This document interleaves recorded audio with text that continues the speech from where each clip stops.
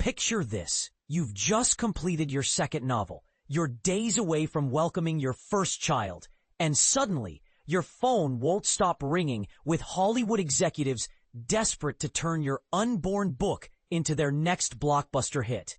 That's exactly what happened to Australian author Amy Taylor. And honestly, it sounds like both a dream come true and an absolute nightmare rolled into one chaotic experience.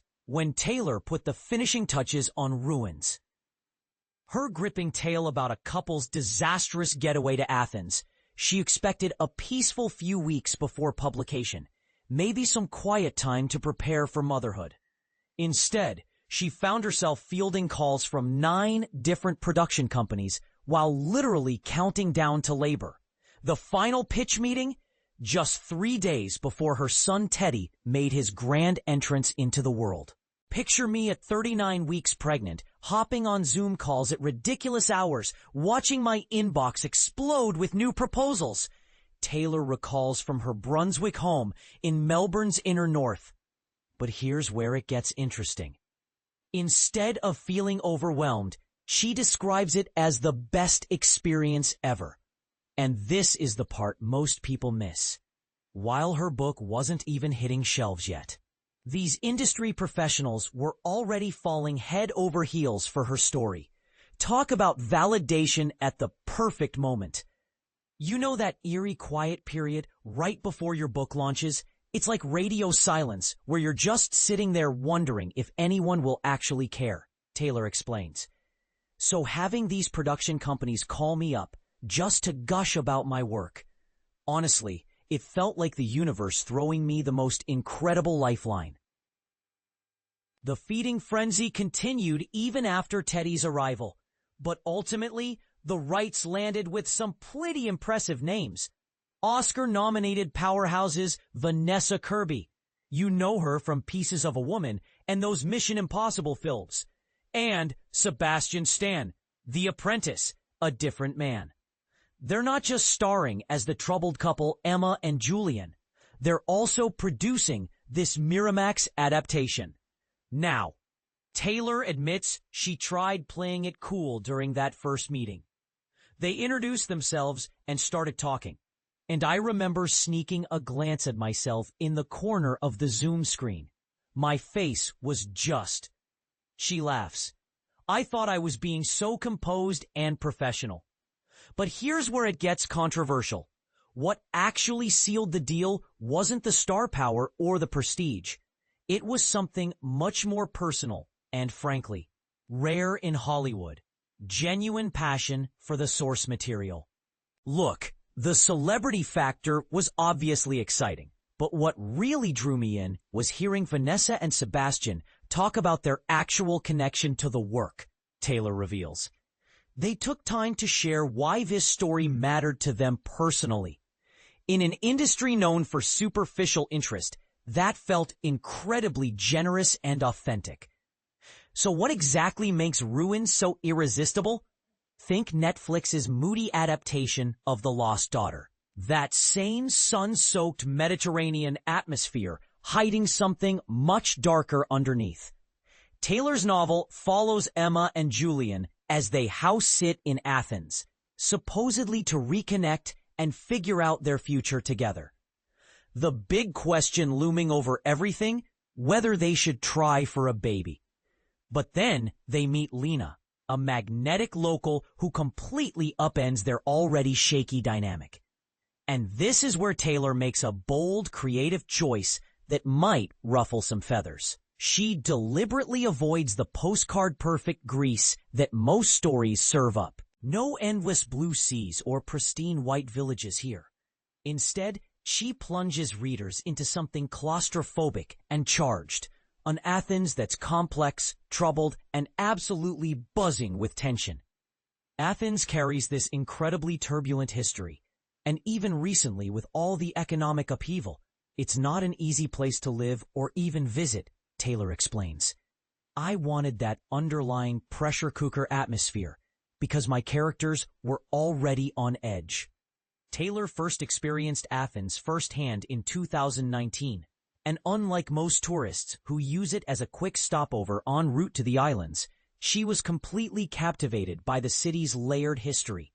She returned multiple times with her notebook, absorbing everything she could before writing most of the novel back in Melbourne, where she'd relocated in 2020 after growing up in Perth. I was basically speed walking through neighborhoods, trying to soak up every detail as fast as possible, she admits. Then I'd come home and use Google Maps to retrace my steps, remembering exactly what each corner looked like, so I could guide my characters through those same streets authentically. Here's something that might surprise literature buffs. Greek mythology secretly shapes the entire book's structure.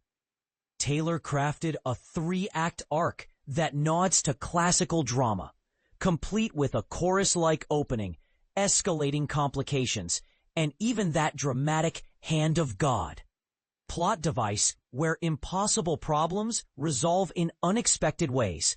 Plus, the mythological shadow of Medea weaves throughout the entire narrative. But let's address the elephant in the room. Was Taylor taking a risk by setting her second novel in a place she didn't actually live?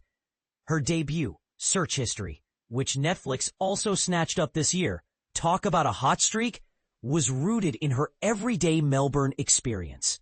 Jumping to another language and landscape for Ruins could have been a complete disaster. Yet both novels share what might be Taylor's signature obsession: messy, complicated love triangles. Search History explored a woman's increasingly disturbing fixation with her boyfriend's deceased ex, while Ruins continues dissecting those tangled 3-way dynamics.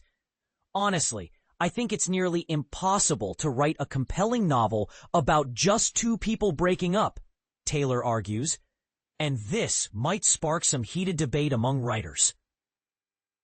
You need that third element to create real conflict and tension, to actually have a story worth telling. I don't just see this in romantic relationships either. I'm pretty sure every novel I write will somehow involve 3 people. When we chat, baby Teddy is just 6 weeks old, and Taylor freely admits sleep is basically a foreign concept right now. But surprisingly, motherhood has provided an unexpected anchor during the publishing whirlwind.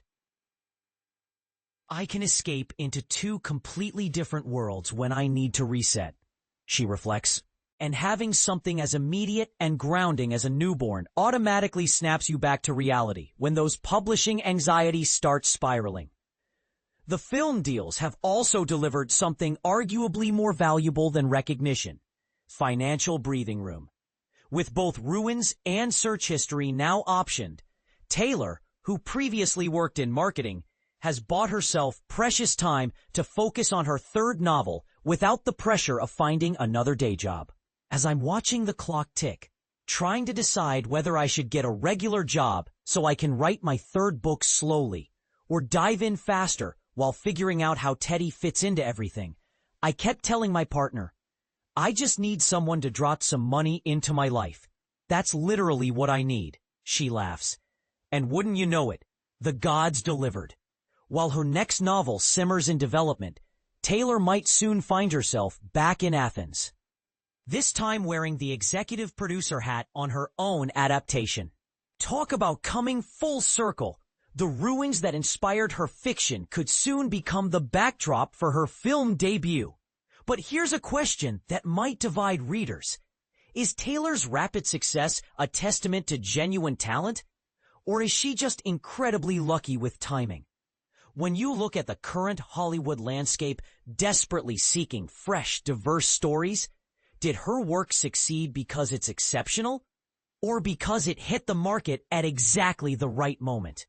And here's an even more provocative thought. With both her novels now in Hollywood's hands, is Taylor risking losing creative control over the stories that made her name?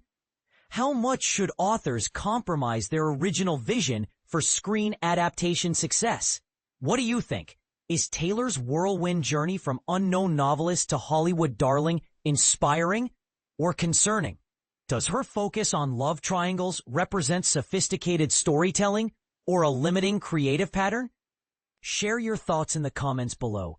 I'm genuinely curious whether you see her rapid rise as earned success or fortunate timing.